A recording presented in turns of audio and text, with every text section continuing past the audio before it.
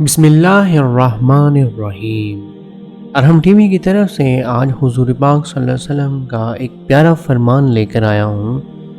آپ لوگوں نے اس کو سننا ہے اور اپنے دوستوں اور رشتہ داروں کے ساتھ بھی شیئر کرنا ہے اور اس پہ عمل کرنا ہے۔ جمعہ مبارک۔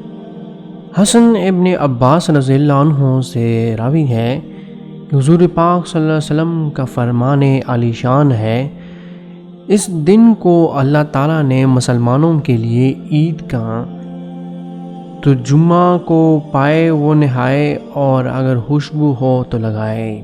اس حدیث کا مطلب یہی ہے کہ جمعہ کا دن مسلمانوں کے لیے عید ہے کہ وہ جمعے کے دن نہائے اور اگر خوشبو ہے تو وہ بھی لگائے۔